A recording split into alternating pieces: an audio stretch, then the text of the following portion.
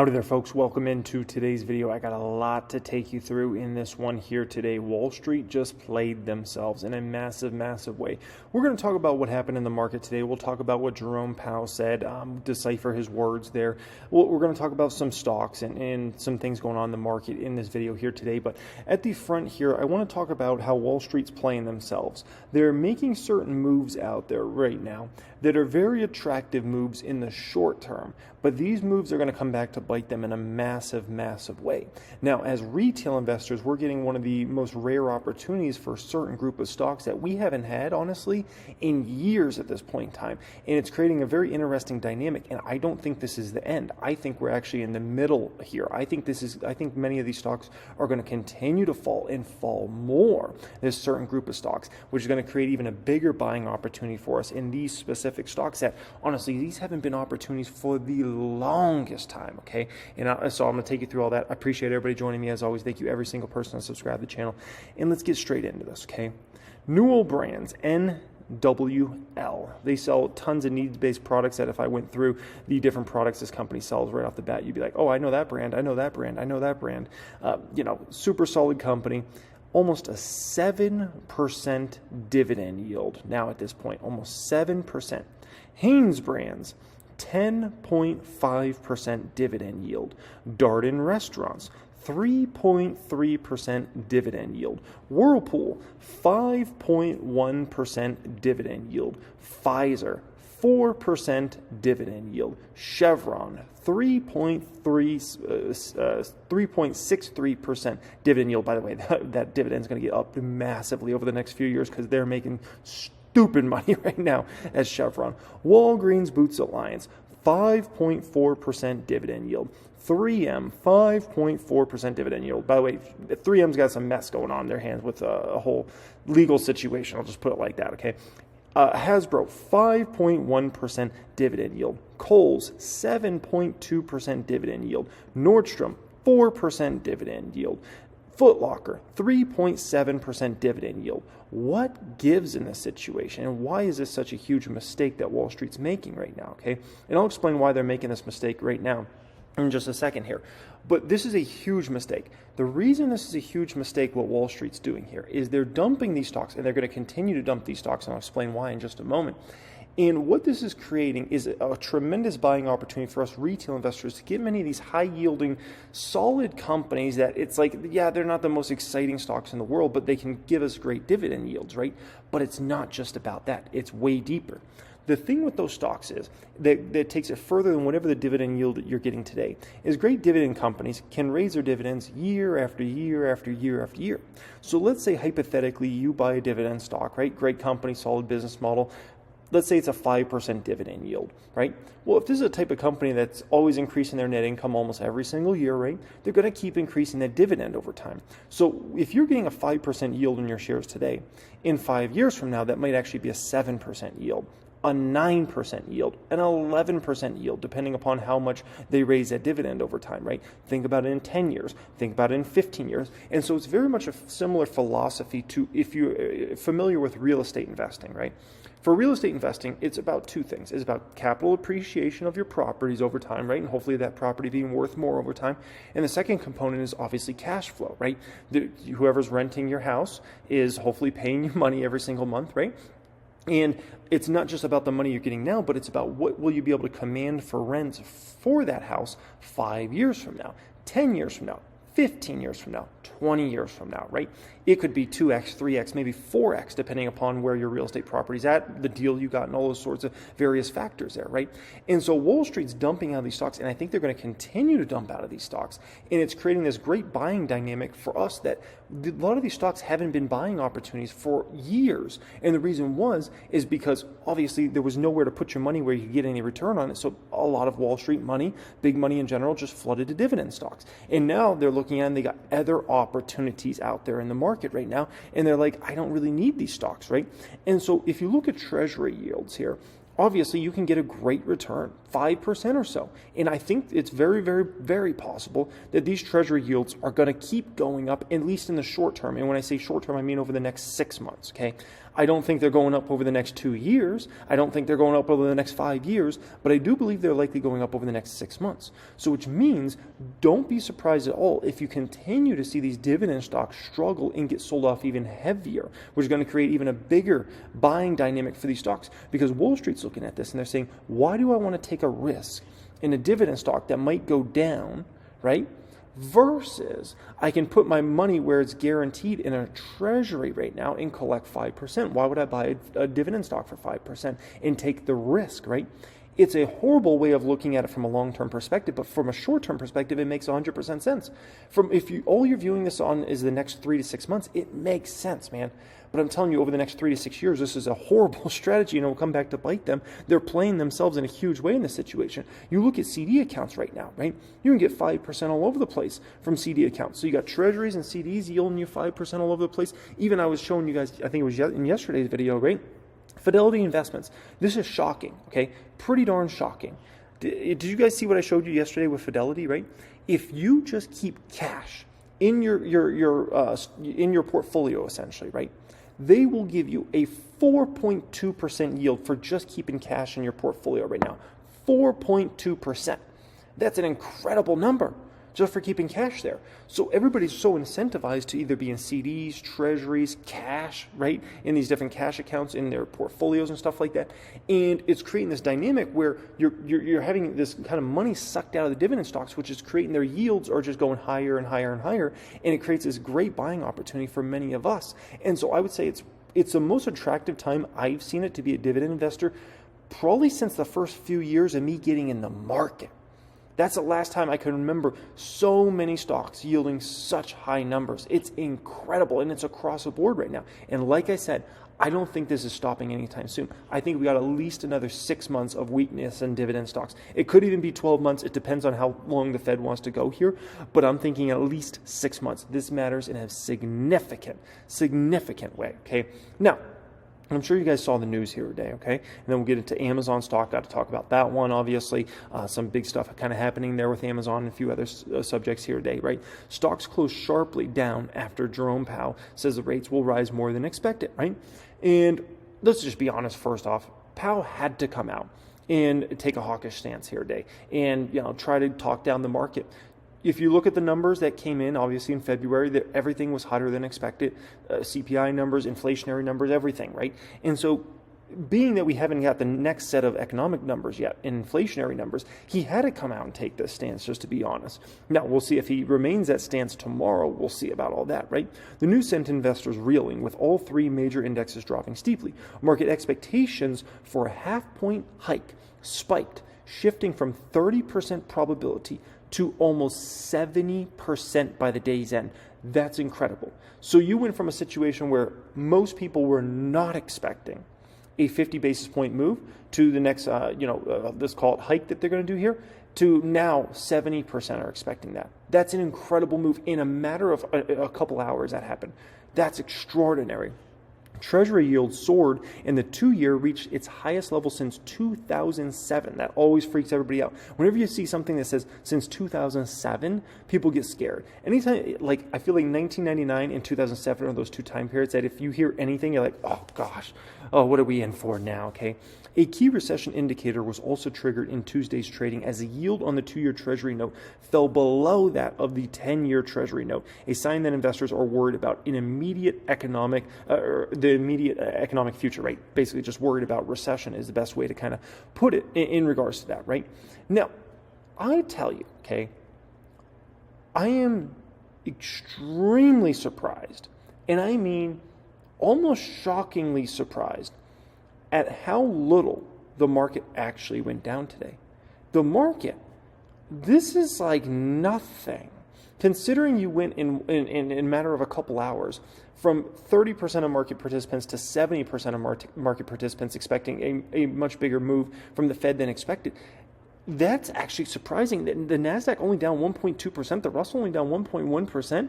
It's kind of like, that's not that much for Powell to come out and try to talk down the market as much as he did. To only get it down 575 points on the Dow, that's not much. That's not much. I mean, you might have thought this would be the type of day that you get the Dow down 1,000 or something like that, right? NASDAQ down 3%.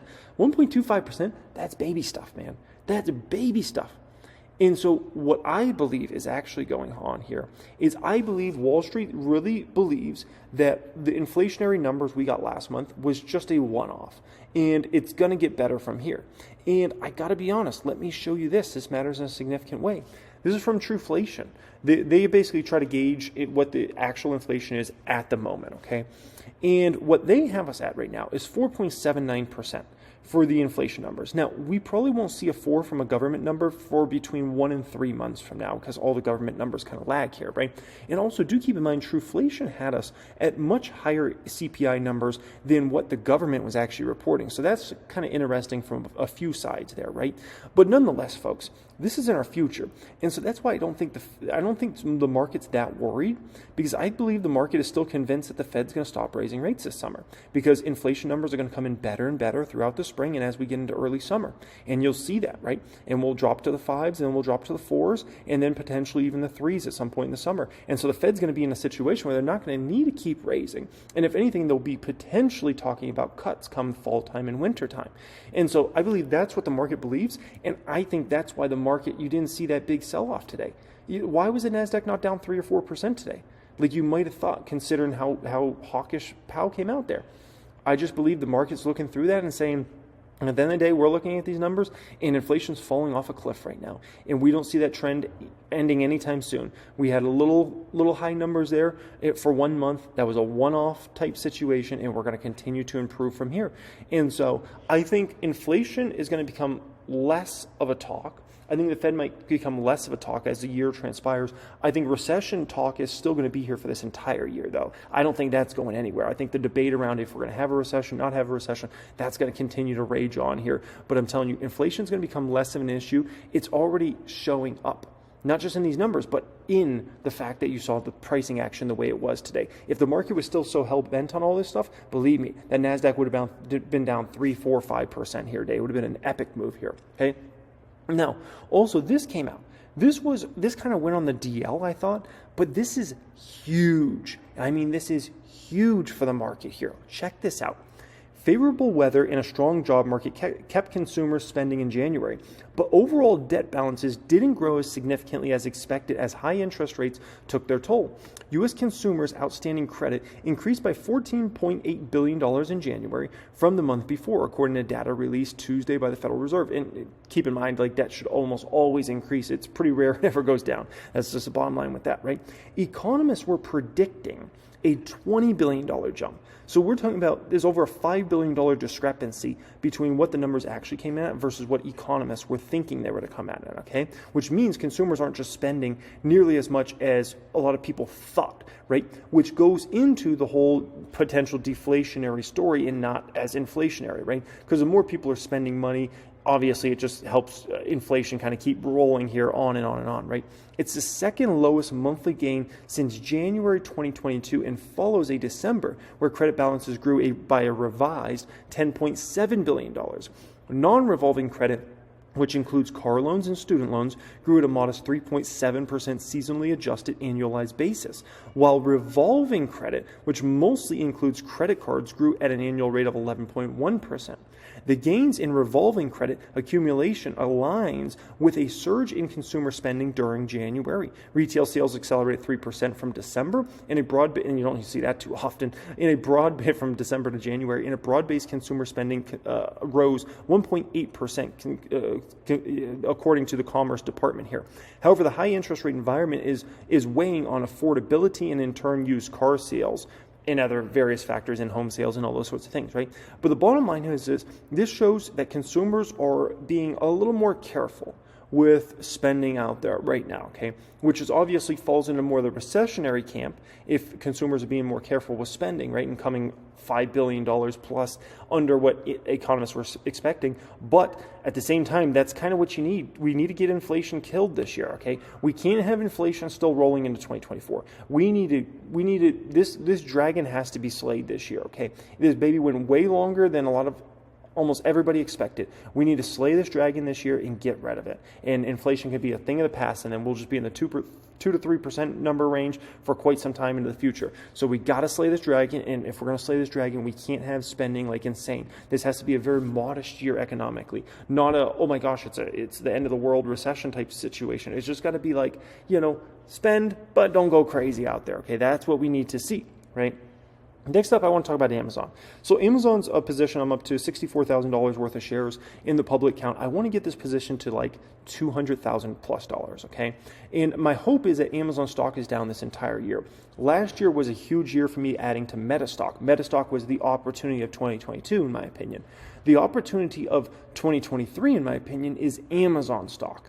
And so Amazon stock, I think the risk reward is unbelievable this year, and I plan to just take advantage of the stock all year long. But some big news happened in regards to Amazon that indirectly or directly, however way you want to look at it, affects Amazon very negatively here, okay? Here's what happened. So Rivian stock crashed here today after announcing plans to raise over $1 billion in cash.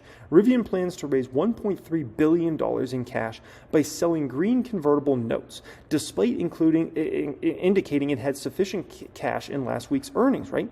According to the company's Q4 earnings release, which came out February 28th, Rivian ended the quarter with over $12 billion in cash and cash equivalents, but they did burn through $1.4 billion during the period, okay?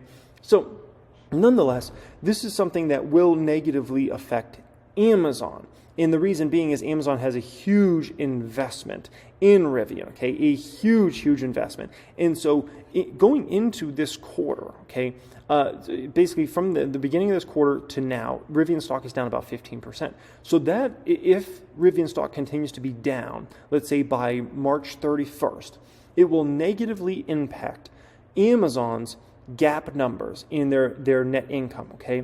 And so this is something to keep in mind. It will hurt their numbers, which could potentially affect, obviously, Amazon's stock price in a negative way. I don't think it really should. I don't think it should be like that, but it is what it is. It's the way they do accounting standards nowadays, okay? And so this is just, if you're an Amazon shareholder, just kind of always keep track of where Rivian's stock price is on a quarterly basis, okay? And so after this, then it's going to be April 1st through the end of June will be the next period. And so you'll want to track, if you own Amazon stock, you'll want to track where Rivian stock is on April 1st versus where it ends June at, because that will tell you if Amazon's likely going to see a boost to their net income and their GAAP EPS or not, okay? And so that's just something to kind of keep in mind there, because it can negatively or positively affect the numbers. As of right now, it's negatively affecting their numbers. Now, I got to say this, okay, about Rivian, because a lot of people always want my opinion on different EV companies. They always throw everything at me, from the Lucids to Workhorse, are they still around, and NIO and all the different companies, okay?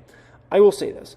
If you told me I was forced to buy an EV stock other than Tesla, Rivian would be the stock I would buy without question, okay?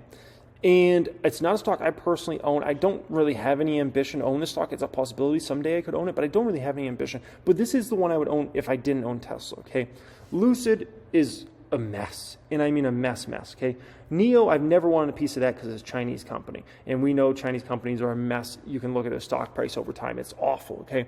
And so NIO, Lucid never really interest me. All the other ones are basically flirting with bankruptcy or could potentially go bankrupt, okay? Lordstown, Workhorse, we'll see about all those. I mean, it's real questionable if they ever even make it through this mess, okay? Never mind if we have a recession. That will be just kind of the last, let's call it nail in the coffin for those sorts of companies. But Rivian, I'll tell you, with their product lineup, I'm impressed by it. I think they'll ultimately find a way to get more demand, and I think they actually have a decent probability of succeeding, okay? And so that's why this is the other one I would buy personally.